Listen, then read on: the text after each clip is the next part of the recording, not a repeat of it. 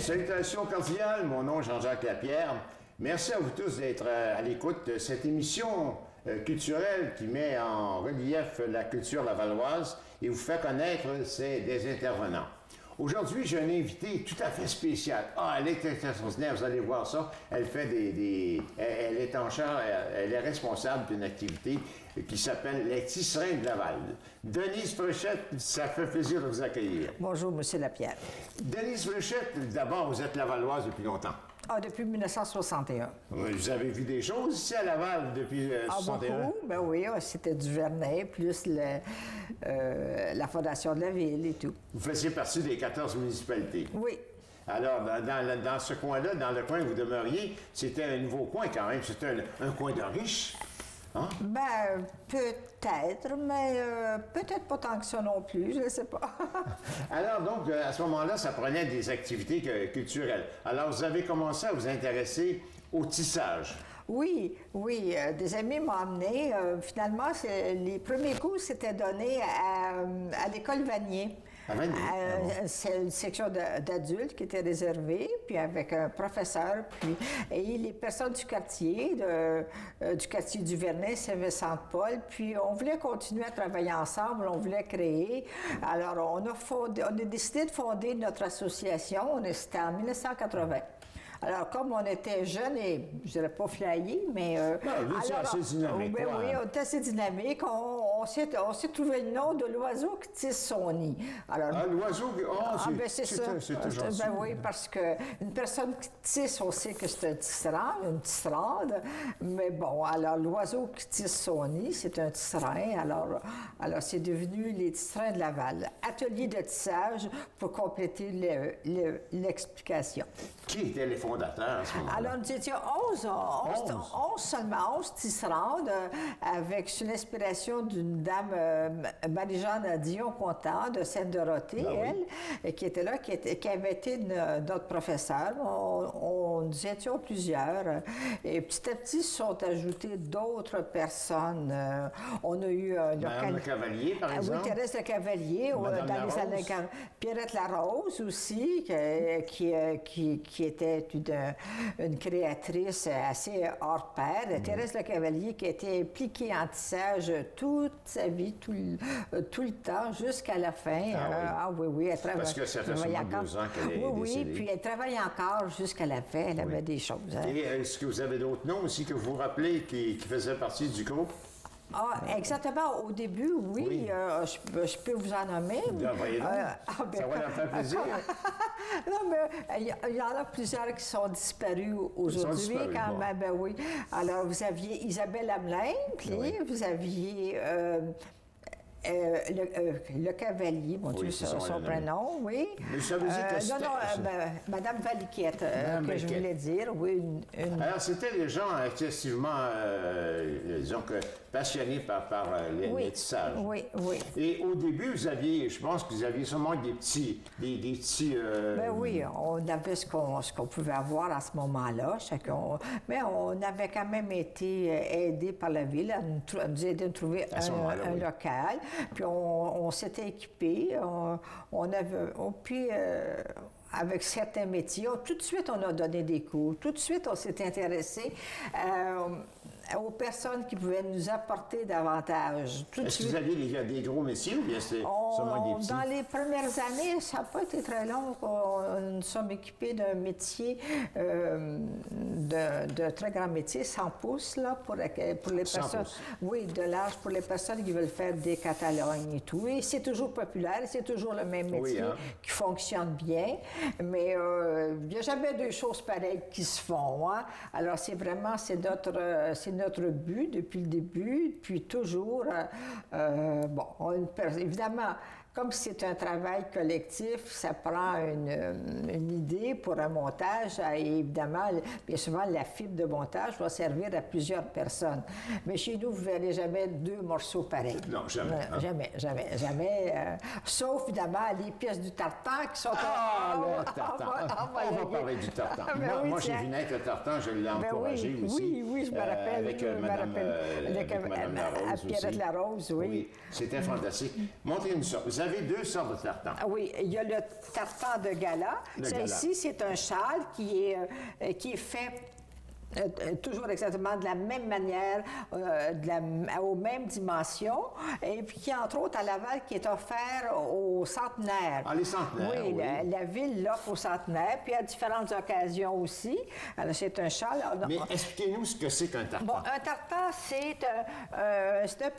c'est un symbole, en fait. Bon, c'est originaire d'Écosse, et les gens vont créer un tissu avec des carreaux, avec des couleurs qui finalement restent toujours les mêmes, puis c'est enregistré. Alors, on a notre accréditation, notre homologation, je ne sais plus. Il y a un cadre qui existe. Oui, on l'a, ça, je ne l'ai pas apporté, là, mais bon. Alors, il y a ce tartan-là qui est fait, et bien souvent, quand un tartan est créé, il y a celui-ci qui est à fond blanc, ce qu'on appelle le tartan de gala. Il y a aussi le tartan de région, qui est plus foncé. C'est des termes officiels, ça. Région et gala. Bon. Mais ça fait des beaux foulards. Alors, on a décidé de le faire. Ben oui, c'est des foulards d'homme. Vous en avez un, j'espère. Oui. Écoutez, avec le temps, depuis le temps, moi, j'étais là presque au début, surtout depuis 81, depuis 1981. Ben oui, je me rappelle. Alors, on était très jeunes à ce moment-là, quand même. Hein? Maintenant, aujourd'hui, vous êtes la présidente, vous. Je ne suis pas la présidente, mais je suis quand même... je participe... Un pion important. À peu près, disons. Bon, actuellement, c'est une dame, Aline Laure, qui est présidente. On a eu pendant plusieurs années Lucille Bélanger. Oui. Alors, on a des structures qui sont assez démocratiques, si vous voulez. On a un conseil d'administration et on fonctionne beaucoup par comité. Alors, on est un groupe quand même autonome dans ce sens qu'on ne dépend pas d'une fédération ou d'un groupe national. Nous sommes quand même affiliés au Tisserand du Québec. On y participe avec plaisir et généreusement. Je veux dire, parce que les Tisserands du Québec regroupent des tisserands d'un peu partout à travers la province, ou même du Nouveau-Brunswick, par exemple. Vous avez une communication avec tous les groupes un peu partout ici au Canada. Avec l'École de textile contemporaine de Montréal. Oui. Alors, oui. Mais vous êtes combien de membres? Nous sommes, depuis plusieurs années, nous sommes une cinquantaine de membres. 50 membres qui font du tissage? Oui. Puis, on regroupe des tisserandes, je dis des tisserandes parce que c'est la majorité, mais à l'occasion, on a des tisserands aussi, vous savez, ils sont les bienvenus. Ça a bien changé, le tissage. Oui, on nous offre des cours variés, et on travaille beaucoup maintenant avec l'informatique. Mais expliquez-moi ça, comment on peut faire du tissage par informatique? Il y a différents logiciels qui existent, qui nous permettent de créer davantage, en fin de compte. Puis, comme on a des métiers plus complexes, il y en a quand même qui ne fonctionnent qu'avec l'ordinateur. Alors, nous avons... un métier, on n'en a pas ici, là, mais évidemment, c'est un cadre avec des fils, des pédales pour actionner et tout. Bon, alors, vous avez... mais est-ce que c'est par ordinateur? Oui. Vous avez à peser quand même sur les... Oui. Le tissage se fait manuellement. C'est la création. C'est l'invention de ce qu'on va faire avec le fil. Comment on va passer nos fils dans les aiguilles, puis comment on va passer notre navette pour la trame. OK. Parce qu'il y a des techniques, je ne rentrerai pas dans les différentes techniques, là, mais on a des métiers jusqu'à 24 cadres. 24? Oui, à notre atelier, on en a quand même 3 de 24 cadres, ce qui est quand même un depuis, en même temps que le tartan, là, dans les années 1989, puis on en a un autre depuis une dizaine d'années. Mais vous ne faites pas seulement que des foulards et des chats. Vous faites quoi? Les gens font différentes pièces. Ils font beaucoup de châles, de foulards, un peu de métrage. Puis, il y a même... La Catalogne. La Catalogne, oui, ça en fait tout le temps. Ça en fait tout le temps. Mais ça ne reste pas longtemps dans les armoires, je pense. Hein? Non, les personnes qui en font, elles elles ont leur clientèle, leur famille à combler. Oui. Mais c'est tellement beau. Maintenant, quelle différence que vous voyez, par exemple, depuis une trentaine d'années, quelle différence vous voyez dans l'évolution du tissage? D'abord, c'est la couleur. La couleur. C'est la création. C'est la variation du motif aussi, oui, je suppose, du motif. Je dis du motif, nous on dit du patron, mais c'est pas un patron dans le sens d'un patron qui est répété, là. C'est une manière de fonctionner. Alors, on peut faire différentes pièces avec différents montages. Il n'y en a jamais une pareille, finalement. Parce que notre trame, elle varie. Et l'ordre des pédales varie. Ah, ça aussi. Alors, ben oui. Mais ça, est-ce que ça vous est dicté par l'ordinateur, l'ordre des pédales? C'est-à-dire que nous, on a décidé ce qu'on voulait. Évidemment, ça nous aide, dans le fond, l'ordinateur nous aide à visualiser. OK. Bon, il nous aide à visualiser, sauf les métiers qui sont beaucoup plus complexes. À ce moment-là, on a besoin aussi de l'ordinateur pour les faire fonctionner. Mais pour des métiers pour tous les métiers traditionnels, à part ce qu'on appelle les métiers informatisés, qui sont récents, là, alors tous ces métiers-là, l'ordinateur, il va nous faire que nous aider à faire notre création, à visualiser le résultat de la pièce. Bon. J'ai vu que vous alliez beaucoup plus loin que les petits objets. J'ai vu que des gens fabriquaient des manteaux aussi, des... Ben oui. J'ai une veste que j'ai déjà fabriquée. Oui, je voyais que il y a plusieurs années. Là, c'est très mode aujourd'hui, quand même. Exactement, oui. C'est fantastique. Parce qu'on essaie de faire des choses assez classiques, malgré tout. Beaucoup d'élégance. Oui, il y a beaucoup de châles. Les gens vont faire des chemins de table et tout. Des chemins de table? Oui. Mais moi, ce que j'ai été surpris, c'était les manteaux, souvent les robes.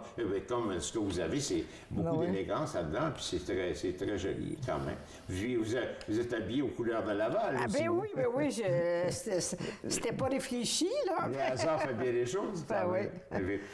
Dites-moi, est-ce que vous exposez souvent, vous avez des activités? Oui, quand même. D'abord, je vais vous dire qu'on a un atelier. Oui. Qui est. Notre atelier est situé depuis déjà presque une quinzaine d'années au sous-sol de l'église Beaupasteur. Au 400 rue Laurier. Exactement, à l'angle de la rue du Sceau, dans la Val des Rapides. La Val des Rapides. Alors, une personne qui veut visiter notre atelier est toujours la bienvenue. C'est public, c'est ouvert au public. C'est ouvert, évidemment, sur appel, là. C'est pas ouvert comme un commerce régulièrement. Bon. Ensuite, question d'exposition, pour exposer. Alors, on expose plusieurs fois par année. Bien souvent, c'est au Centre d'art Sainte-Rose. Oui. Alors, nous avons une exposition de Noël. À ce moment, on appelle ça une expo-vente avant Noël qui a lieu cette année les 2, 3, 4 décembre. 2, 3, 4 décembre. On aura aussi eu des dates en novembre et c'est ouvert de midi à 17 heures. Formidable. Madame Fréchette, c'est formidable de vous avoir réussi. Je pense que les gens peuvent communiquer avec vous autres et vous avez un site Internet. Oui, on a un site Internet qui est mis à jour régulièrement. Vous avez nos coordonnées. Vous avez le numéro de téléphone à 450-973-1774. Il y a une boîte vocale. J'ai pas compris le numéro de téléphone. 450-973 1774. Alors, les gens sont invités à participer à ce produit, des beaux produits, des choses et puis, quand vous uniques. Et quand vous avez des cadeaux à faire aussi, essayez alors, le tissage, c'est toujours une chose qui est bien appréciée. Et ne pas oublier le 2, 3, 4 décembre au Centre d'art du Sainte-Rose, au 214 boulevard Sainte-Rose. Est-ce que c'est au deuxième étage? Je pense que c'est... On a déjà été au deuxième, mais je pense que c'est au rez-de-chaussée. Au rez-de-chaussée, Je ne peux pas m'assurer. Soit le 214 ou le 216. Oui, c'est ça. Alors, ça va être parfait. Alors, c'est une invitation à tout le monde de participer. Madame Fréchette, merci d'avoir participé. Ça a été une belle entrevue. Merci, M. Lapierre.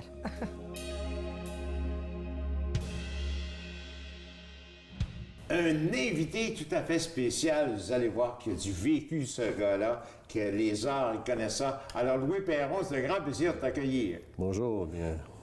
Louis, tu es toi-même un artiste, quand même. Quelle est ta spécialité? Ben, j'en ai plusieurs. Je suis plus Raconte-nous ça. On t'écoute. Okay, ben, je suis plutôt multidisciplinaire. Alors, j'adore faire de la gravure, la pointe sèche, la lithographie. J'adore faire du portrait à l'huile, du pastel, du modelage, de la photographie, de la vidéo, vidéographe, monteur, réalisateur, en tout cas plein de cordes à mon arc pour pouvoir... Malgré ton jeune âge, tu as toujours été dans le milieu. Oui, c'est de père en fils. Là, j'ai baigné dans les arts depuis que je suis tout jeune. Et puis, bon, c'est ma vie. C'est comme ça que je vis, là, tout le temps dans les arts visuels. Et voilà, c'est ça. Je me rappelle que dans les années 85, tu étais allé aux assemblées du conseil et tu traçais les photos des intervenants. Il y avait la station TVRL, TVRL, c'est ça? Non, c'était pas TVRL, c'était CMCL. CMTL. CMCL, qui était une station communautaire de Laval à l'époque. Tu étais là au tout début, quand même? Oui, presque. Dans le milieu, là, dans les années 90. Il y avait M. Garceau. Oui, M. Garceau qui s'en occupait. Et avant ça, il y avait un autre monsieur qui travaillait dans le papier. Son fils est notaire. Le nom t'échappe. Non, je me souviens pas. C'était vraiment de l'artisanat. C'est ça. Alors, à l'époque, on n'avait pas le droit de filmer au conseil municipal parce que, bon, ça aurait été... le maire ne voulait pas, alors il fallait tout simplement, avec un journaliste, et moi, j'allais tout simplement dessiner, comme à la cour, ce qui se passait au conseil municipal pour que les gens soient au courant de ce qui se passait, disons, au conseil municipal. Alors, j'ai fait plusieurs dessins, en tout cas, c'était pas mal de fun.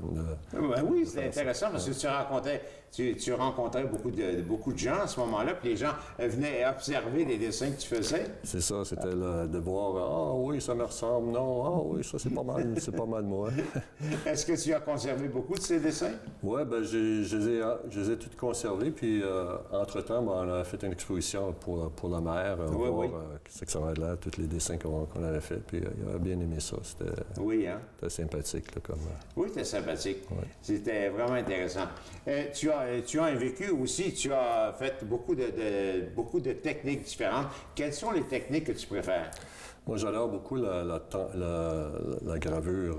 La gravure? La gravure, ça veut dire la pointe sèche. La pointe sèche. Alors, c'est tout simplement une plaque de métal en cuivre, normalement, avec une pointe de métal. Une pointe pointue qu'on dessine directement sur la plaque. Alors, il ne faut pas se tromper. Il faut avoir une main sûre pour faire le dessin. Vu que j'avais fait énormément de dessins au crayon et tout ça, et à un moment donné, je me suis décidé de faire la gravure. Puis j'avais suivi des cours à Concordia avec Dennis Jones, qui était le professeur à l'époque, qui est décédé aujourd'hui, qui était un très bon maître, un très bon graveur.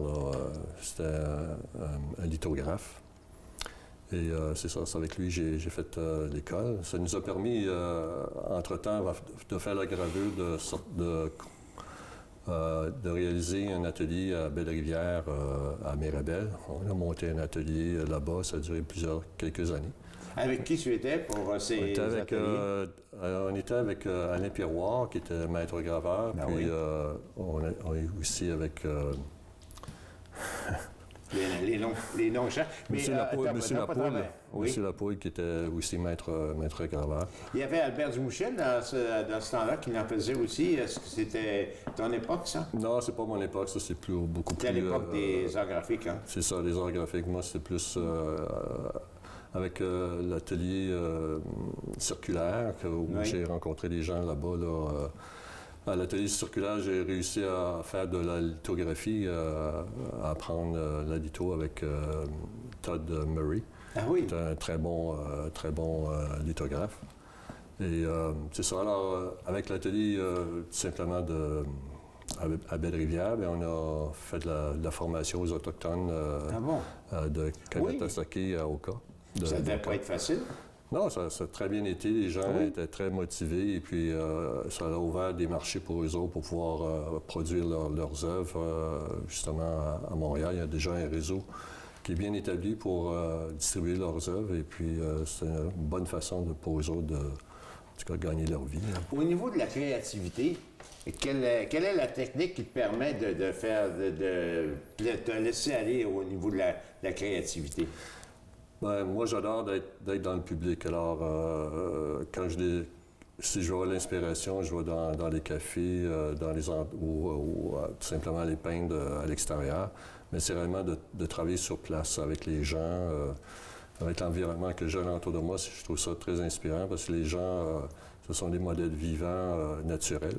Car j'ai pas besoin de les placer, ils se placent d'une manière naturelle. Et puis, bon, ça me permet de les croquer. Puis, dans le fond, je suis un peu un reporter de la vie quotidienne. Oui, tu es toujours un observateur. On voit ici à CMCL et à la télévision communautaire, tout ce que tu faisais, tu as fait tous les métiers, ça. Alors, tu aimes la communication, tu aimes regarder, tu aimes voir, tu aimes observer. C'est ça. Comme station communautaire, justement, de cette station-ci, j'ai fait une série sur l'art public à Laval. Ah oui? Alors, on a interviewé plusieurs sculpteurs, plusieurs œuvres qu'il y avait dans la ville de Laval. J'ai rencontré des sculpteurs et puis, bon, on a fait une émission sur leur travail et puis l'implication qu'il y avait. Tu peux puiser une belle inspiration de ces communications-là. Oui, et puis ils sont aussi disponibles à la bibliothèque à Laval, dans les bibliothèques. Ça s'appelle Sous les traces. Ah, fantastique. C'est disponible pour le public. Maintenant, tu fais de la peinture, tu es dans le domaine des arts. Il y a un petit peu d'hérédité là-dedans. Oui, mon père a fait ça toute sa vie. Alors, ton père, c'était le grand Louis-Paul Perron. Oui, c'est un peintre qui a fait beaucoup de rénovation d'églises, de restauration d'églises. Ah oui, entre autres, je pense qu'il a fait la cathédrale. Oui, il a fait l'église Notre-Dame, puis la basilique sur la rue Dorchester. Alors, il a fait la restauration. Ça a pris une quinzaine d'années à restaurer. Alors, à l'époque... 15 ans pour restaurer? Ouais. Ben, à l'époque, il a fallu solidifier les colonnes, mettre de l'électricité à cet endroit-là parce que c'était tout au gaz, là, quasiment à la chandelle là, pour éclairer. Alors, tous les tableaux étaient pleins de suie et tout ça. Il a fallu tout restaurer les tableaux.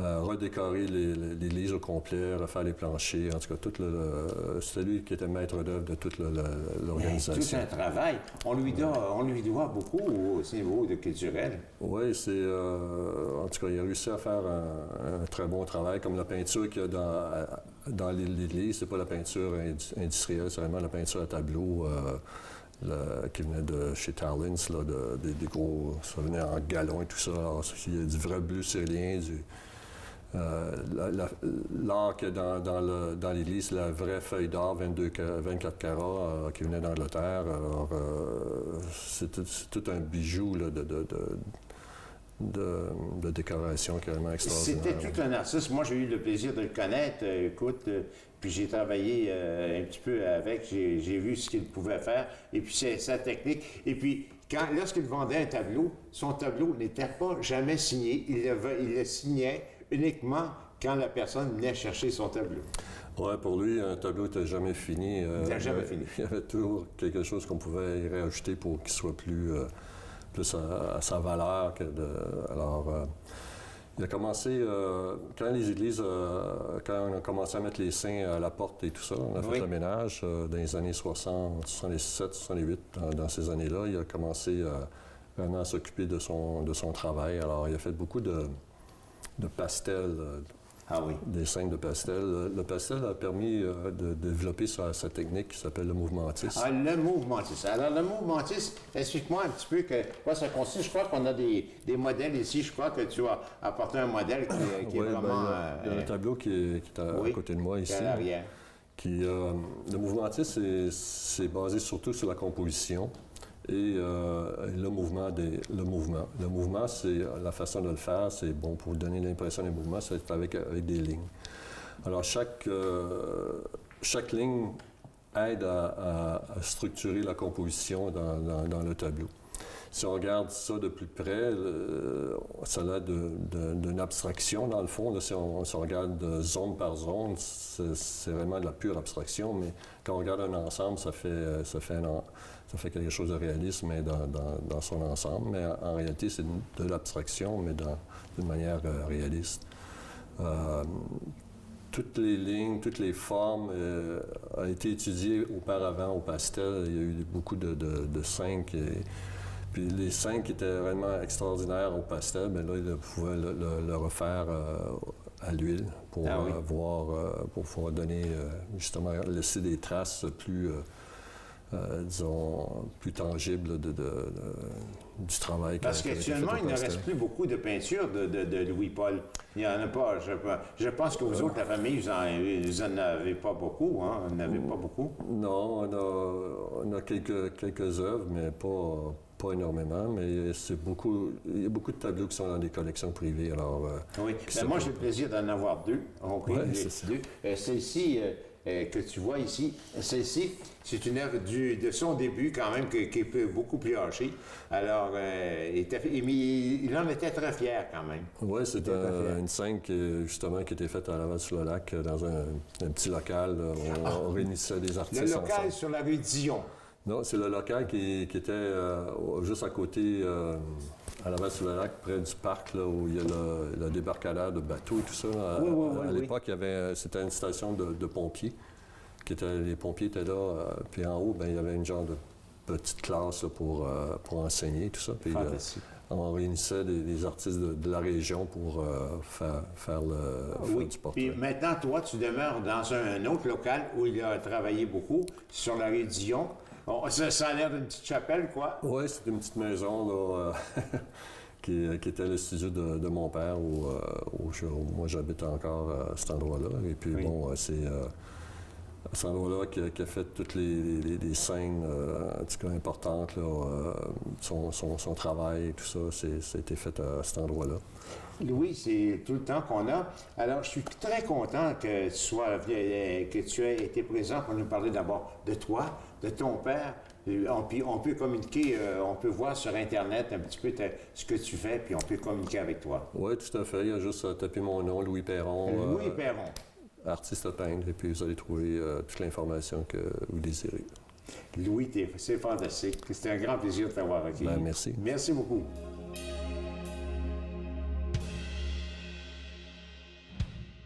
En l'an 2009, j'avais proposé de donner le nom de rue au nom de Louis-Paul Perron. Et la ville a accepté de le faire.